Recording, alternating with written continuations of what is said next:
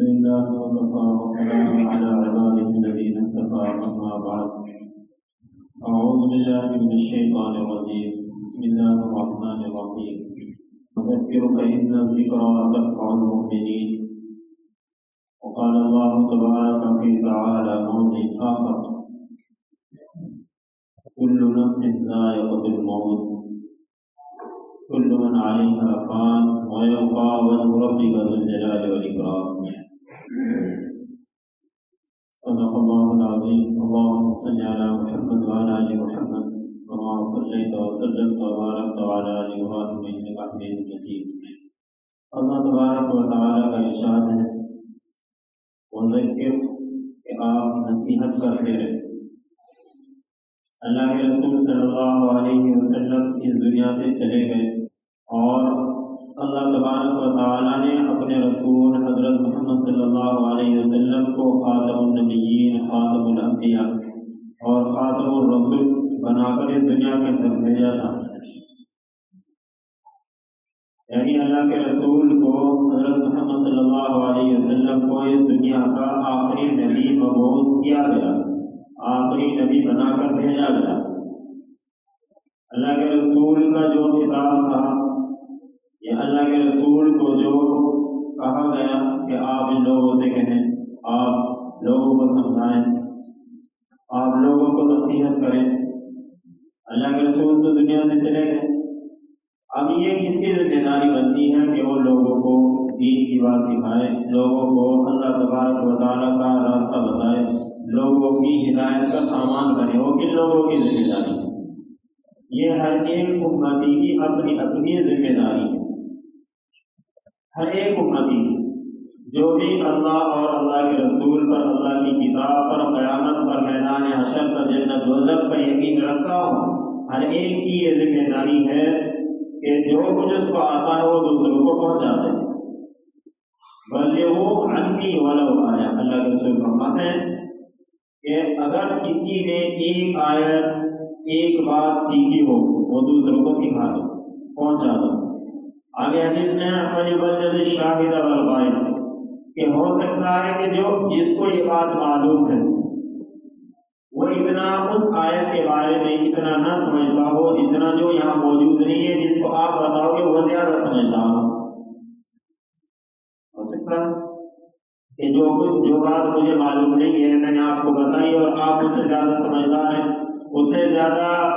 سے زیادہ مسئلے نکال سکتے ہیں۔ یہ ہر ایک اپنی عقل اور اپنے علم کے حساب سے عمل کر سکتا ہے۔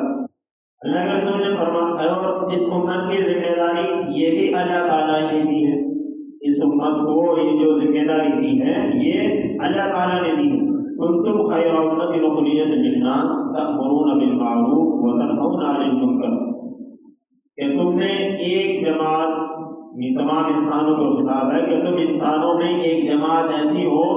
کہ جو انسانوں کو خیر کی طرف بلاتی رہے، بھلائی کی طرف بلاتی رہے، نیکیوں کی طرف بلاتی رہے، اچھا راستہ ان کو دکھاتی رہے کہ ایسے لوگ ہونے چاہیے۔ وتنہون عن المنکر اور بری باتوں سے روکتے رہے، بری باتوں سے روکتے رہے۔ انسان اچھا عمل کیوں کرتا ہے اور برے عمل سے کیوں رکتا ہے؟ اگر ہم دنیاوی فلسفے سے دیکھیں تو کوئی وجہ نہیں ہے اچھا کام کرنے کی، خیر کا کام کرنے کی کوئی وجہ نہیں ہے، برائی سے رکنے کی ہمارے پاس کوئی وجہ نہیں ہے اگر ہم دنیاوی اور دہریہ کے فلسفے سے دیکھیں، جس کو اللہ تعالیٰ نے قرآن کریم میں 2 آیتوں میں پورا فلسفہ سمجھایا ہے کہ کچھ لوگ ایسے ہیں دنیا میں کہتے ہیں کہ بس ہم زندہ ہوتے ہیں، ہم مرتے ہیں اور یہ ایک زمانے کی گردش ہے، بس اسی کے حساب سے ہم مرتے ہیں اور اسی کے حساب سے ہم جیتے ہیں، جو کچھ ہم ہوتا ہے یہ بس ہمارے زمانے کے گھومنے کی وجہ سے ہو رہا ہے۔ اور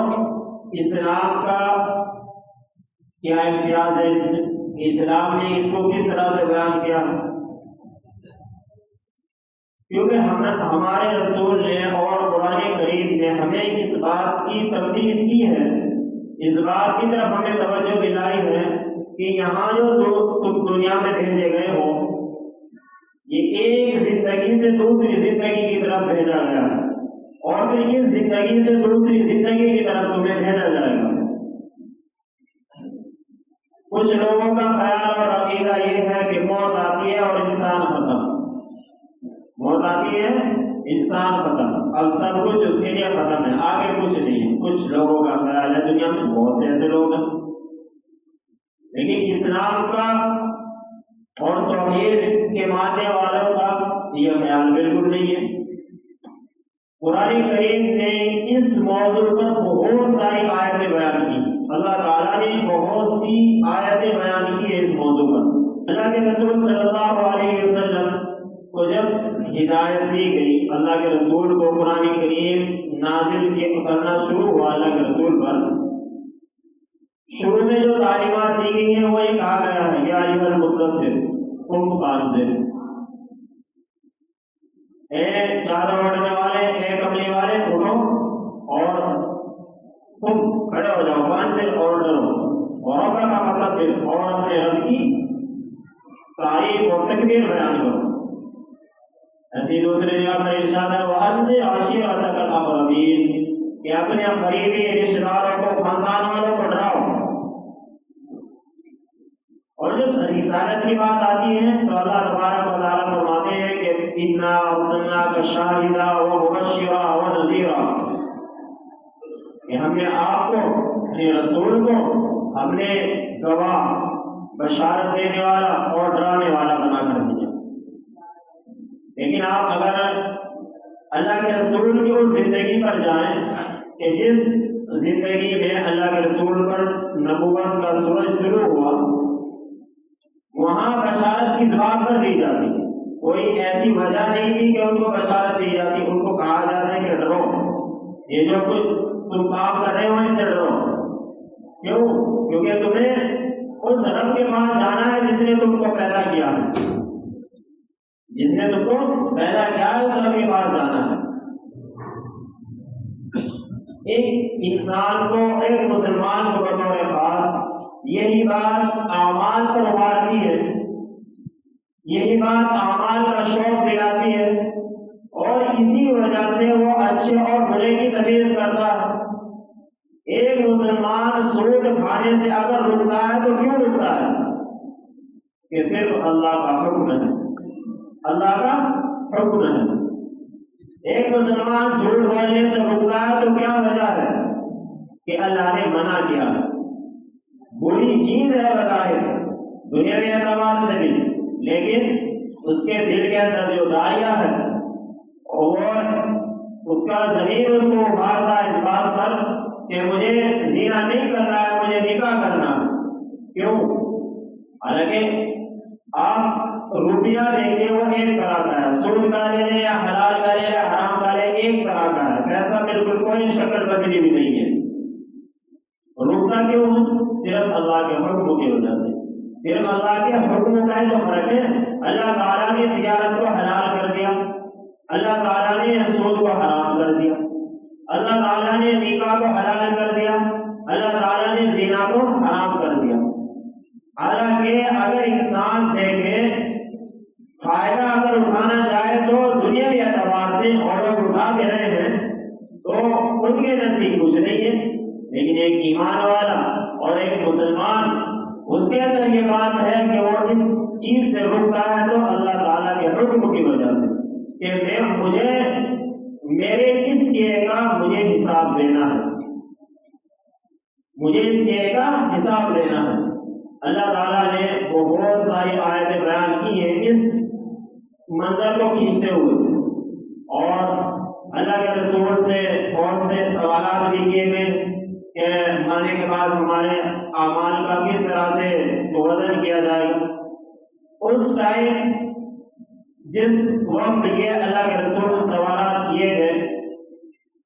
اس وقت ان کو سمجھنا بڑی مشکل بات تھی، لیکن ان لوگوں نے جو اللہ کے رسول نے بتا دیا اس پر عمل کر لیا اور اس کو مان لیا۔ آج ان چیزوں کو کہ اللہ تعالیٰ ہمارے اعمال کا کس طرح سے وزن کرے گا، کس طرح سے حساب کرے گا،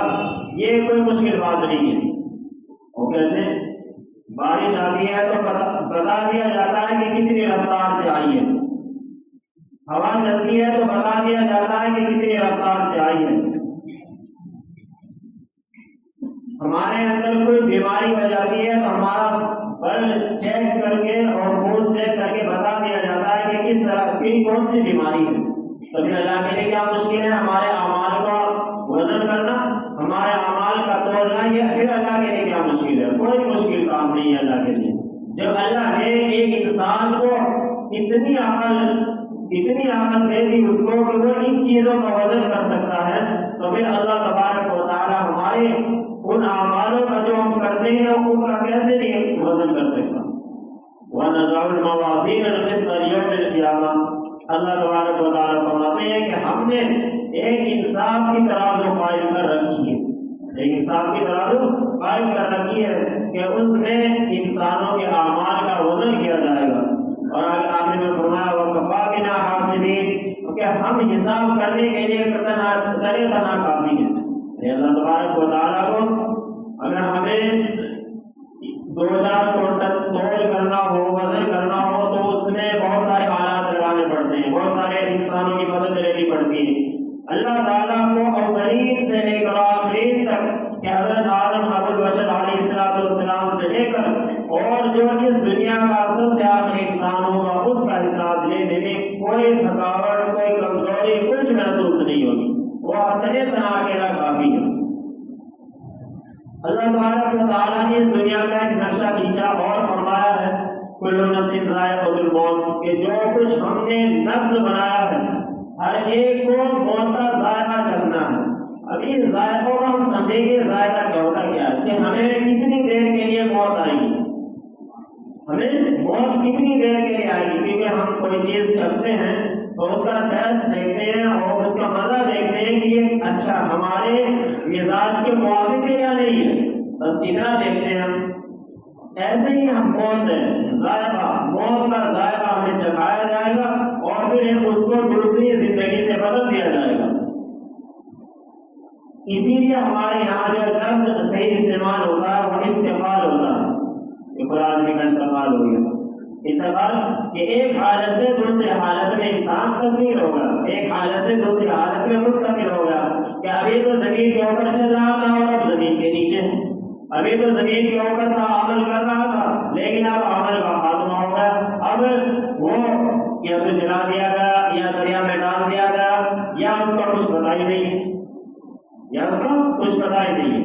لیکن اب اس کے ساتھ جو دوسرے حالات اور دوسرے معاملات ہونے ہیں وہ ہوتے رہیں گے۔ اس کو اسی طرح سے سمجھا جا سکتا ہے کہ کوئی انسان یہ اعتراض اور یہ سوال کر سکتا ہے کہ موت کے بعد جو کچھ مسلمان بیان کرتے ہیں کہ جی قبر کے اندر ایسا ہوگا اور میدان حشر تک اس کے قائم ہونے تک اس انسان کو عذاب ہوگا، یا جو ہے قبر جہنم کے گڑھوں میں سے ایک گڑھا ہے یا جنت کے باغوں میں سے ایک باغ ہے، تو یہ باتیں بیان کرتے ہیں کہ ان کو محسوس تو کسی کو نہیں ہوا کہ کسی نے واپس آگے بتایا ہو تو ہم یقین کیسے کریں۔ وہ ایسا ہی ہے کہ انسان آپس میں دو انسان سو رہے ہیں، یا ایک انسان سو رہا اور ایک اس کے برابر میں بیٹھا ہوا اور وہ خواب دیکھ رہا ہے، اور وہ خواب دیکھ رہا ہے کہ میں تو کسی دوسرے ملک میں گھوم رہا ہوں، میں تو مکہ مدینہ کی سیر کر رہا ہوں، یا میں کہیں اور گھوم رہا ہوں، جیسے میں پیرس میں گھوم رہا ہوں، میں تو لیکن جو برابر میں بیٹھا ہوا ہے اس کو تو کچھ محسوس نہیں ہو رہا۔ بعض دفعہ آپ نے ایسا بھی دیکھا ہوگا کہ بہت سے جو سوتے ہیں آدمی انسان کہ کبھی کبھی وہ ہنس بھی جاتے ہیں، سوتے ہوئے کبھی کبھی ہنس بھی جاتے ہیں، اور پھر اگر برابر میں کوئی جاگتا ہو وہ پوچھے گا کہ آپ کو ہنسی کس وجہ سے آئی ہے، کہ میں تو کھلا جگہ مستی کر رہا تھا، کھلا جگہ جو ہے وہ یاروں کی اور دوستوں کی محفل لگی ہوئی تھی، میں وہاں تھا اور ان کی ہم ہنسی مذاق کر رہے تھے وہاں کی باتیں، ابھی یہ جو برابر میں بیٹھا ہے تو وہ کچھ محسوس نہیں ہوا۔ تو ایسے ہی اللہ تبارک و تعالیٰ انسان کو مرنے کے بعد جو زمین کے اندر جب پہنچے گا تو انسان کو اس کا جو مزہ ہے، جو اچھا اور برا جو ہے وہ اسی طرح اس کو چکھائے گا، کہ جس طرح باہر والوں کو کچھ محسوس نہیں ہوتا، جس طرح ایک آدمی سو رہا اور اس کے بعد بیٹھے ہوئے کو کچھ محسوس نہیں ہو رہا کہ یہ کیا خواب دیکھ رہا ہے، کہ یہ کہاں گھوم رہا ہے، تو اسی طرح اللہ تبارک و تعالیٰ مرنے کے بعد انسان کو وہ عذاب اور سزا اور جو بھی اس کے لیے نعمتیں یا اس کے لیے سزائیں جو بھی ہیں وہ اسی طرح اس کا انتخاب ہوگا۔ اور روایتوں میں آتا ہے کہ اللہ کے رسول صلی اللہ علیہ وسلم نے یہ بات ارشاد فرمائی ہے کہ انسان کا عمل مرنے کے وقت اس کا ختم ہو جاتا ہے۔ جیسے انسان مرتا ہے اس کا عمل بالکل ختم ہو جاتا ہے کہ سوائے 3 عمل ایسے ہیں کہ ان کا برابر اس کا ثواب ملتا رہتا ہے۔ وہ 3 عمل کیا ہے؟ وہ 3 عمل یہ ہے کہ انسان نے اپنی اولاد کو نیک بنا دیا، انسان نے اپنی اولاد کو نیک بنا دیا اور وہ اس کے لیے جب بھی کوئی کار خیر کرتی ہے، جب بھی کوئی بھلائی کا کام کرتی ہے، ان کے لیے دعا استغفار کرتی ہے تو ان کا ثواب ان کو پہنچتا رہتا ہے۔ یہ بھی ایسے ہی ہے کہ ہمیں محسوس نہیں ہوگا، اس شخص کو محسوس ہوگا۔ ہم نے یہاں سے دعا کی ہے کہ اللہ فلاں آدمی کی مغفرت فرما، تو جس کے ہم نے نام لے کے کہا ہے یا ہم نے کہا عمومی طور پر کہا ہے تو اللہ تبارک و تعالیٰ اس کی مغفرت فرمائے گا تو وہ اس کو محسوس ہوگا، ہمیں محسوس نہیں ہوگا، کیونکہ یہ اللہ تعالیٰ کے معاملات ہیں، اللہ تعالیٰ کے راز ہیں، تو یہ اللہ تعالیٰ ہی جانتے ہیں۔ لیکن ہم لوگ اس کو نیند سے سمجھ سکتے ہیں۔ اللہ کے رسول نے نیند کو اور اللہ تبارک و تعالیٰ نے نیند کو موت کی بہن سے تعبیر کیا۔ یہ نیند ہے، موت کی بہن ہے۔ انسان سوتا ہے اور کتنے انسان سوتے ہیں رات میں لیکن وہ صبح میں نہیں اٹھ پاتے، نہیں اٹھ پاتے کیونکہ اللہ تبارک و تعالیٰ اس کے روح کو اپنے پاس قبض کر لیتے ہیں۔ انسان کا دوسرا عمل یہ ہے کہ وہ کوئی فارغ ہے اور بھلائی کا کام ایسا کر جائے کہ اس کے مرنے کے بعد اس سے لوگ فائدہ اٹھاتے رہیں، کہ کہیں اس نے پانی کی کوئی ٹنکی لگوا دی، کسی کو کہیں پنکھا لگوا دیا کہ اس سے لوگ، یا کوئی درخت لگوا دیا کہیں پہ اس سے لوگ اس سے فائدہ اٹھاتے رہیں۔ جب تک وہ درخت رہے گا، کوئی مسجد بنا دی، کوئی مدرسہ بنا دیا، تو جب تک کہ وہ چیز رہے گی تو اللہ تبارک و تعالیٰ اس انسان کے نامۂ اعمال میں ثواب دیتے رہیں گے۔ اور تیسرا ہے علم سکھا دینا، علم کی بات بتا دینا، کہ کسی انسان نے دوسرے انسان کو علم سکھا دیا، دین کی بات سکھا دی، اب وہ اس پر عمل کرتا رہے گا اور وہ دوسروں کو بتاتا رہے گا تو اللہ تبارک و تعالیٰ اس کے نامۂ اعمال میں اسی طرح یہ عمل کرتے رہے اور اس کے نامۂ اعمال میں نیکیوں کا اضافہ ہوتا رہے گا۔ اور یہ ہو، اللہ کے رسول نے ایک حدیث میں یہ بیان کیا کہ انسان کے جسم کے اندر ایک ٹکڑا ہے، انسان کے جسم کے اندر ایک ٹکڑا ہے کہ جب وہ خراب ہو جائے تو جب وہ صحیح ہو تو پورا جسم صحیح رہتا ہے، اور جب وہ خراب ہو جائے تو پورا جسم خراب ہو جاتا ہے۔ لیکن رسول نے فرمایا ہی القلب 3 مرتبہ ارشاد فرمایا کہ وہ دل ہے، کہ دل انسان کا اگر خراب ہو جائے تو تمام جسم اس کا بیکار ہے۔ دل کا خراب ہونا کیا ہے؟ کہ دل کے اندر نیکیوں کا داعیہ پیدا نہ ہو، دل کے اندر بھلائی کرنے کا جذبہ پیدا نہ ہو، دل کے اندر کسی کی نصیحت اور کسی بڑے کی بات سننے کا مادہ ہی نہ ہو تو یہ اس کا دل خراب ہو چکا۔ اللہ کے رسول نے اس کا بھی علاج بتایا ہے کہ اگر انسان کا دل خراب ہو چکا ہو، کہ اس دل پر زنگ لگ چکا ہو اور اس میں خیر کی بات نہ سما رہی ہو، اس کو اچھی نہ لگتی ہو، تو اس کے لیے اللہ کے رسول نے بتایا ہے کہ 2 چیز وہ انسان کر لے، کہ موت کو یاد کر لے کہ وہ اس کو موت آنی ہے اور موت کے بعد اس کو اپنے کیے کا حساب دینا ہے، اس چیز کو یاد کر لے۔ اور دوسری بات اللہ کے رسول نے بتائی ہے کہ انسان کا جو دل ہے، اس کا جو میل کچیل جو دور ہوتا ہے وہ اللہ کے ذکر سے دور ہوتا ہے، کہ اللہ کا ذکر کرتے رہے کہ ذکر کرتے انسان کا دل آئینے کی طرح صاف شفاف ہو جائے گا، اور جب یہ صاف ہو جائے گا تو پھر اس دل پر اچھی بات اثر بھی کرے گی، اچھی بات کا کرنے کا داعیہ بھی پیدا ہوگا، اس کو رغبت اور شوق بھی ہوگی۔ اللہ تبارک و تعالیٰ عمل کی توفیق عطا فرمائے۔